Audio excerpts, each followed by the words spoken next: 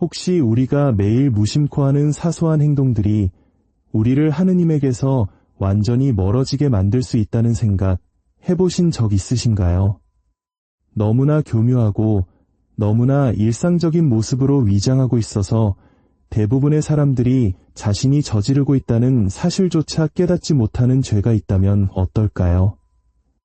20세기 가장 위대한 성인 중 한 분으로 존경받는 비오 신부님께서 그 영원한 결과를 목격하시고 비통의 눈물을 흘리셨던 죄가 있습니다. 오늘 이 이야기는 당신의 삶을 그리고 당신의 영혼을 완전히 바꿀 수 있는 열쇠가 될지도 모릅니다. 1918년 11월의 어느 쌀쌀한 아침, 이탈리아 남부의 작은 마을 산 조반니 로톤도 수도원이었습니다. 비오 신부님은 막 거룩한 미사를 마치셨습니다. 그의 손과 발, 그리고 옆구리에서는 언제나처럼 피가 흐르고 있었습니다. 그것은 그리스도의 고통에 신비적으로 동참하고 있다는 가시적인 증표, 바로 오상이었습니다. 여인 몸, 희끗희끗한 턱수염, 그리고 사람의 영혼을 꿰뚫어보는 듯한 깊은 눈빛을 가진 이 사제는 자신의 몸에 십자가의 흔적을 지니고 살았습니다. 하지만 그날 아침 무언가 특별한 일이 일어났습니다. 그의 영혼의 깊은 낙인을 찍고 훗날 가장 가까운 영적 자녀들에게만 나누게 될 사건이었습니다. 비오 신부님은 자신의 작은 방에서 묵주 기도를 바치고 있었습니다. 그 순간 그는 깊은 탈원 상태에 빠져들었습니다. 그에게는 드문 일이 아니었습니다. 그는 수호천사와 마치 가장 친한 친구와 대화하듯 이야기를 나누었고 밤이 되면 물리적으로 자신을 공격해오는 악마들과 격렬한 사투를 벌이곤 했습니다. 하지만 이번에 그가 본 것은 그를 통곡하게 만들었습니다. 굵은 눈물방울이 그의 뺨을 타고 흘러내렸고 그는 떨리는 목소리로 중얼거렸습니다. 오, 나의 하느님, 나의 하느님, 이 죄 때문에 얼마나 많은 영혼들이 길을 잃고 있습니까? 근처에 있던 동료 수사들이 걱정하며 달려왔습니다. 비오 신부님은 창백한 얼굴로 온몸을 떨며 두 손으로 얼굴을 감싸고 있었습니다. 마침내 그가 입을 열었을 때 그의 목소리는 슬픔으로 갈라져 있었습니다.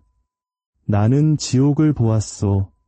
영혼들이 마치 폭설 속 눈송이처럼 지옥으로 떨어지는 것을 보았습니다. 그리고 형제들이여, 가장 끔찍한 것은 그들 중 대다수가 자신이 그곳으로 향하고 있다는 사실조차 상상하지 못했다는 것입니다.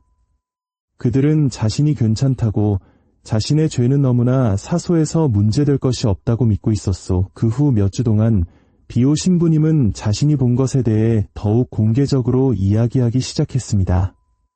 영적 지도 중에, 그리고 영적 자녀들에게 보내는 편지에서 그는 항상 같은 주제로 돌아왔습니다. 현대 사회는 하찮게 여기지만 실은 영원한 파멸로 향하는 문을 활짝 열어두는 죄가 있습니다. 그것은 영혼을 서서히 갉아먹고 마음을 점진적으로 굳게 만들며 너무나 교묘하게 하느님에게서 멀어지게 만들어 너무 늦어버릴 때까지 아무것도 깨닫지 못하게 만드는 죄입니다. 대체 그 죄는 무엇이었을까요? 무엇이 비오 신부님을 그토록 처절하게 울게 만들었을까요? 그 답을 알기 전에 우리는 먼저 비오 신부님이 어떤 분이었는지, 그의 말씀이 그토록 큰 무게를 지니는지 이해해야 합니다. 그의 본명은 프란체스코 포르지오네로 1887년 이탈리아 남부의 작은 마을 피에트렐치나에서 태어났습니다. 그는 어린 시절부터 신비로운 체험을 했습니다. 예수님과 성모 마리아와 마치 살아있는 사람과 대화하듯 이야기를 나누었고 자신의 수호천사를 보았으며 동시에 악마들로부터 심한 육체적 폭행을 당해 몸에 상처가 남기도 했습니다. 15세에 그는 카푸친 작은 형제회에 입회하여 비오라는 수도명을 받았습니다. 그의 수도 생활은 극심한 육체적 고통으로 점철되었습니다. 악마의 공격 외에도 의사들을 당혹게 하는 정체불명의 질병들로 고통받았습니다. 하지만 그를 전 세계적으로 알리게 된 사건은 1918년 9월 20일, 그의 나이 31세 때 일어났습니다. 그날 성당 성가대석의 십자고상 앞에서 기도하던 중 비오 신부님은 오상을 받게 됩니다.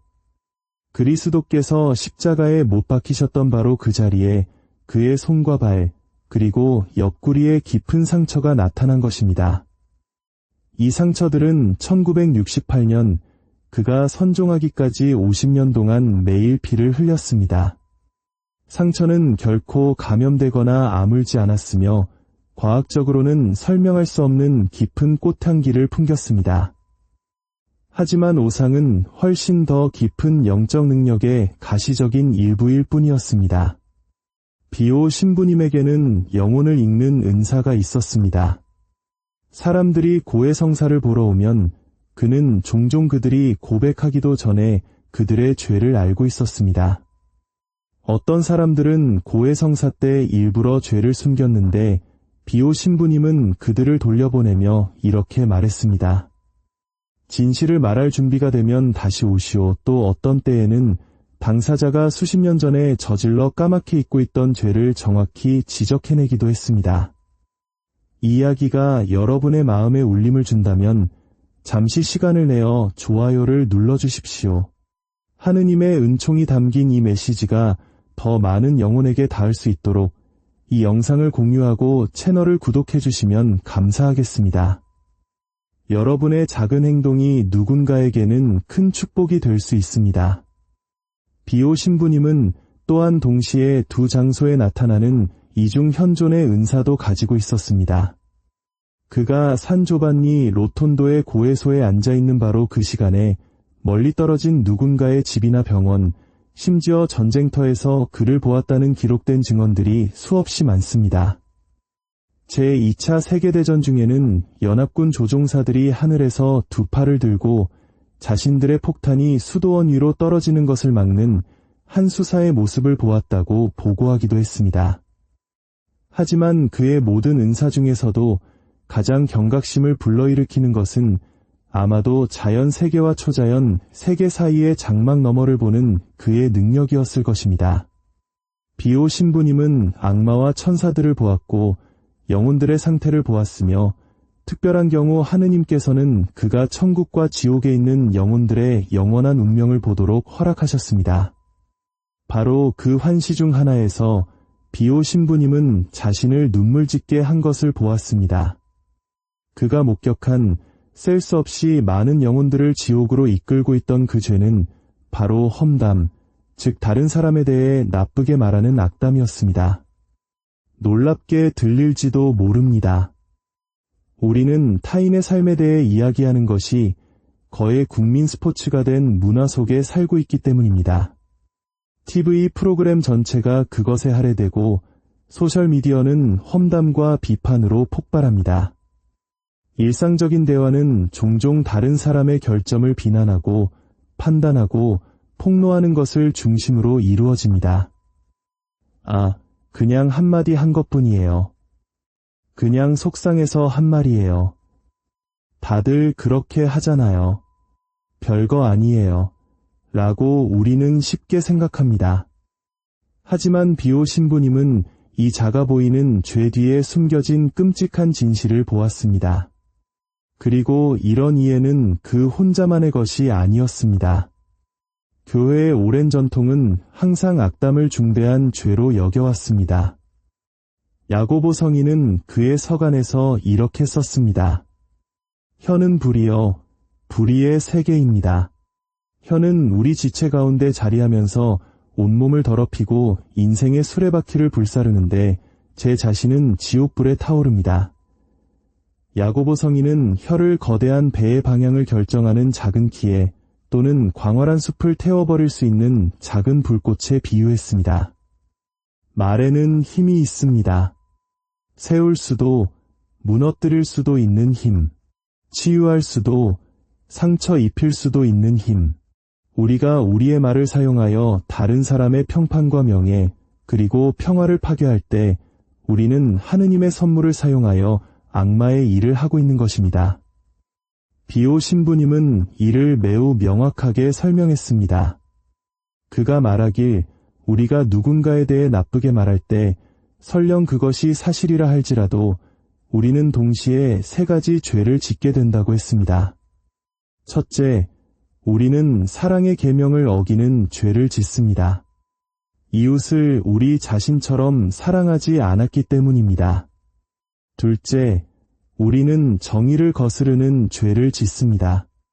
그 사람의 당연한 권리인 좋은 평판을 훔쳤기 때문입니다. 셋째, 우리는 진실을 거스르는 죄를 짓습니다. 우리는 보통 이야기를 과장하거나 왜곡하거나 일부만 말하기 때문입니다. 하지만 악담의 심각성은 이 3가지 죄를 넘어섭니다.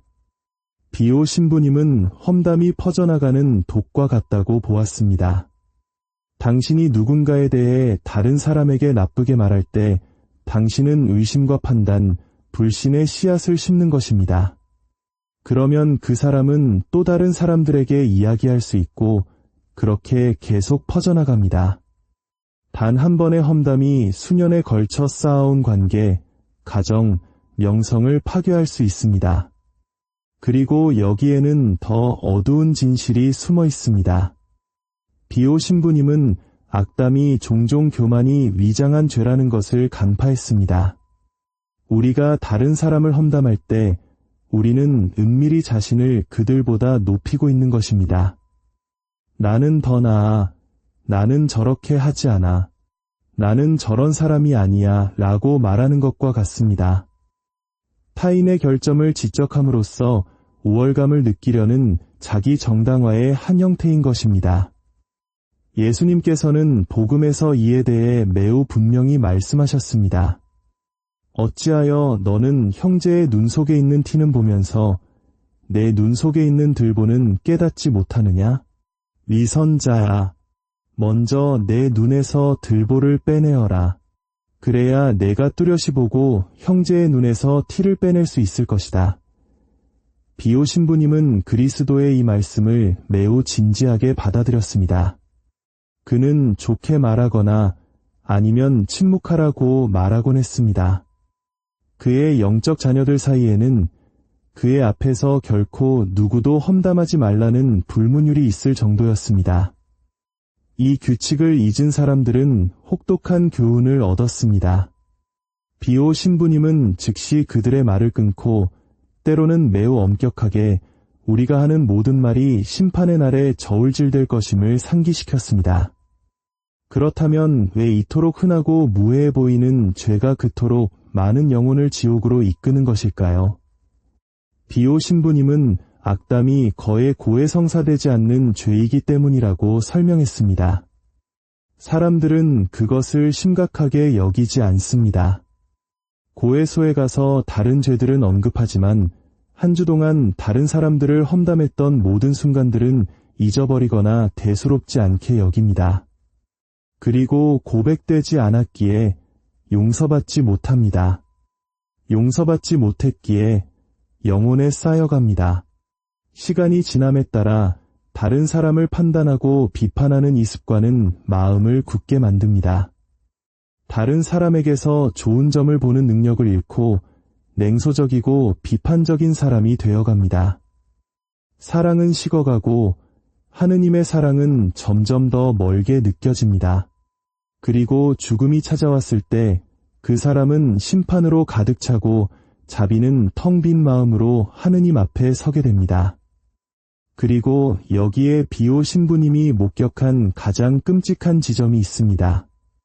최후의 심판에서 하느님께서는 우리가 다른 사람을 심판했던 바로 그 잣대로 우리를 심판하실 것입니다.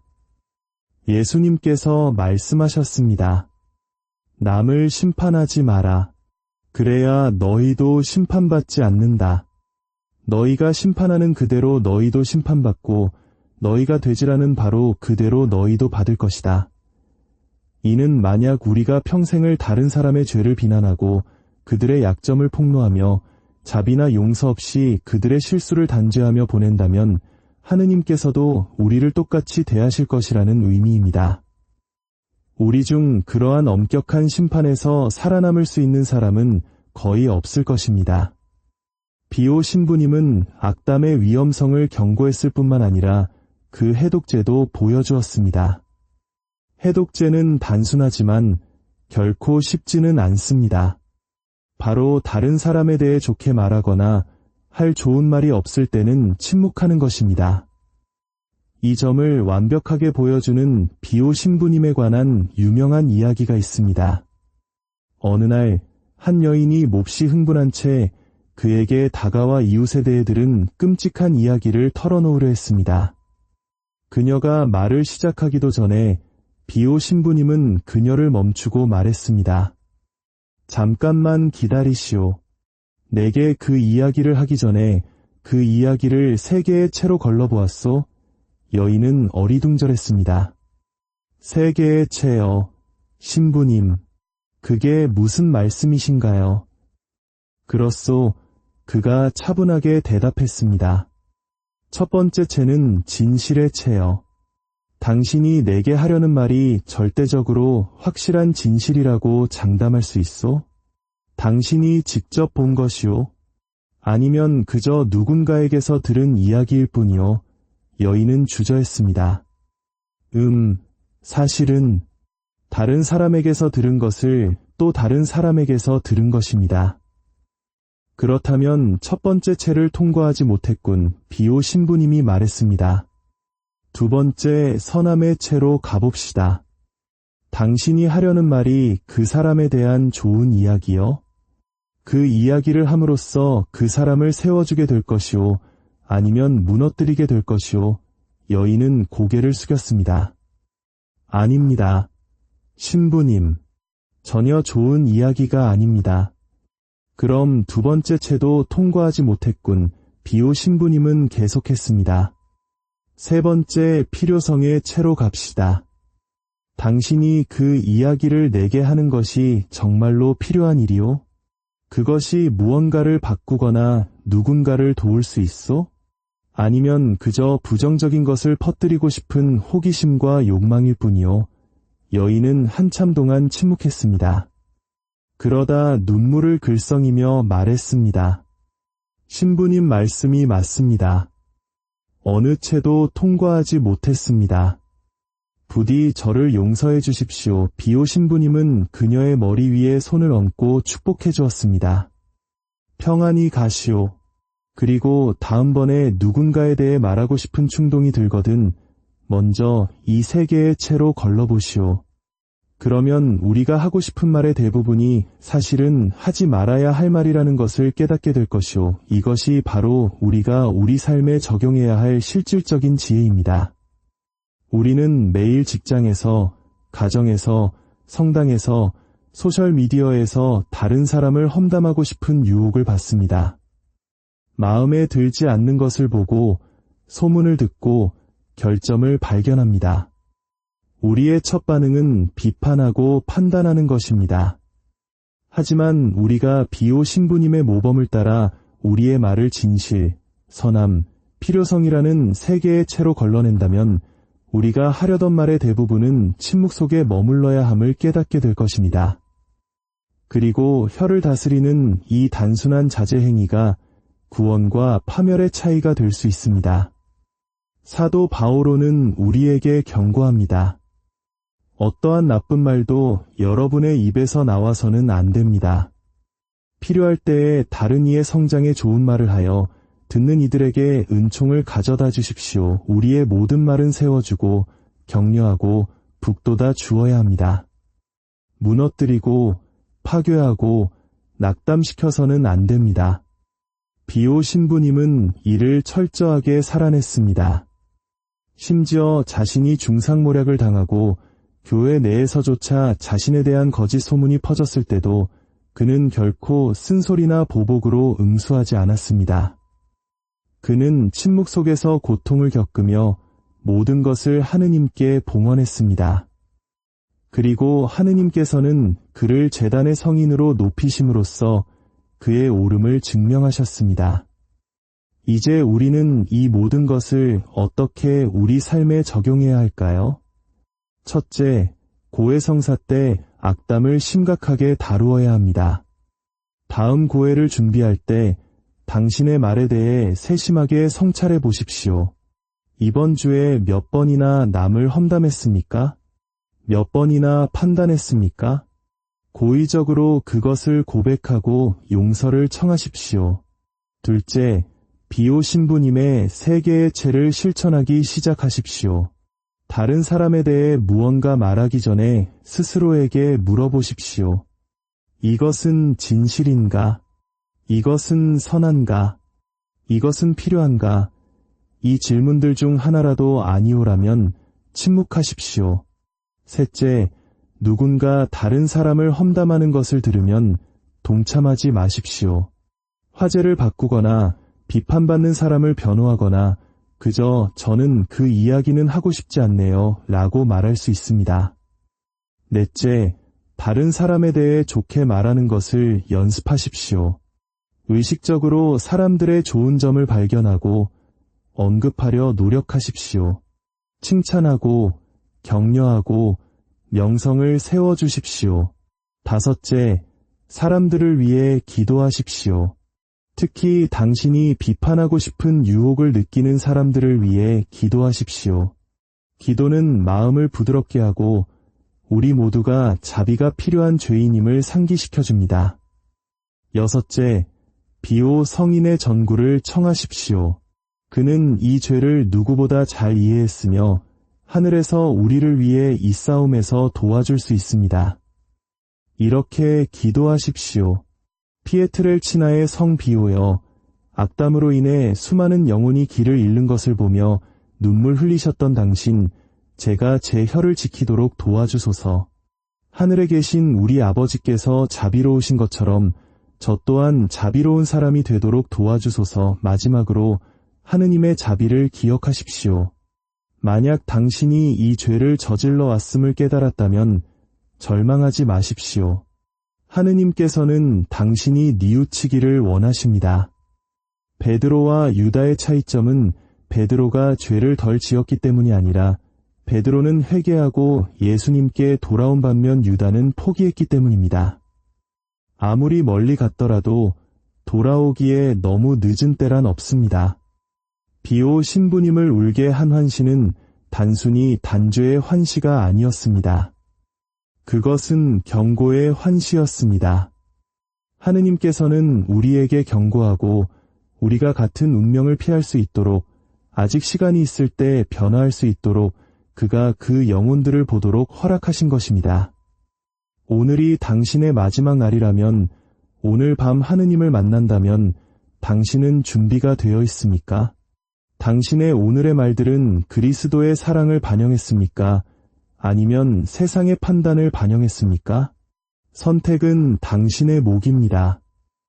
당신은 세상을 지배하는 비판과 판단의 문화에 계속 참여할 수도 있습니다.